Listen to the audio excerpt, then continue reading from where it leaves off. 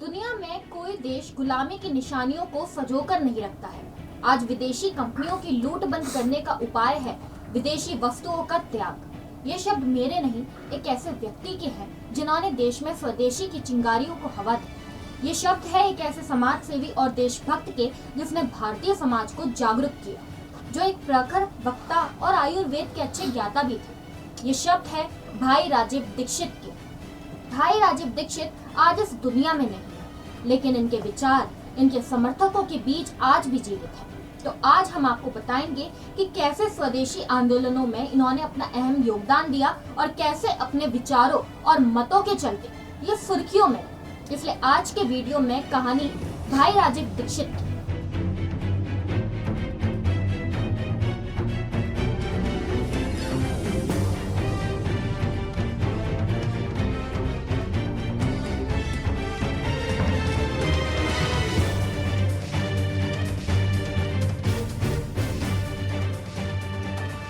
नमस्कार, मैं हिमांशी राजपूत और आप देख रहे हैं सुदर्शन इतिहास। 8 नवंबर 2016 ये वो तारीख है जिसे शायद ही कोई भूल पाया हो। ये वो दिन था जब देश के प्रधानमंत्री नरेंद्र मोदी जी ने रात 8 बजे संपूर्ण नोटबंदी की घोषणा कर दी थी और सबको चौंका के रख दिया था। उस वक्त प्रधानमंत्री मोदी के साथ साथ एक और व्यक्ति की चर्चा पूरे देश में जोरों शोरों से शुरू हुई। वो व्यक्ति थे भाई राजीव दीक्षित। अब इसका कारण क्या था, तो चलिए आपको बताते हैं।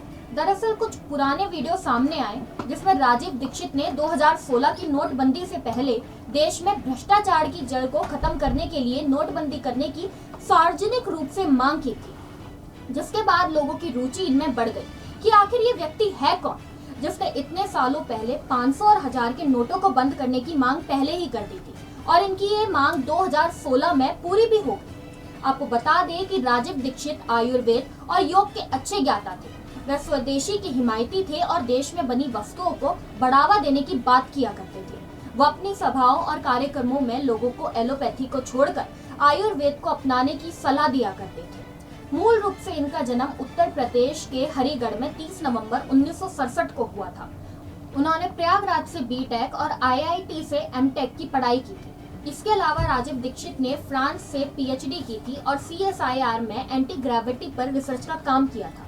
वो बताते हैं कि उनकी रिसर्च के लिए जर्मनी का मैक्स प्लांक इंस्टीट्यूट उन्हें अरबों डॉलर देने के लिए तैयार हो गया था, लेकिन वो नहीं चाहते थे कि उनकी रिसर्च किसी और देश के हाथ लगे, इसलिए उन्होंने रिसर्च बेचने से इनकार कर दिया।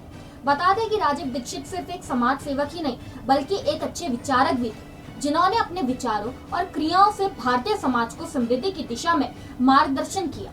1984 में भोपाल गैस त्रसादी के बाद राजीव दीक्षित जी ने बड़े जोर शोर से यूनियन कार्बाइड कंपनी का विरोध किया। उनका कहना था कि यूनियन कार्बाइड घटना एक सुनियोजित अमेरिकी साजिश थी और यह भारतीयों पर एक प्रयोग के तौर पर किया गया था। यहीं से राजीव दीक्षित ने विदेशी कंपनियों के खिलाफ मोर्चा खोल दिया। उन्होंने देश भर में घूम घूम कर भाषण देना शुरू किया। इन भाषणों में वे भारतीय शिक्षा प्रणाली, कर प्रणाली, आधुनिक चिकित्सक और अंतरराष्ट्रीय कंपनियों की आलोचना करते हैं। इकोनॉमिक सिस्टम के बारे में राजीव दीक्षित कहते हैं कि देश का टैक्सेशन सिस्टम डिसेंट्रलाइज कर दिया जाना चाहिए, क्योंकि यही देश में भ्रष्टाचार की जड़ है।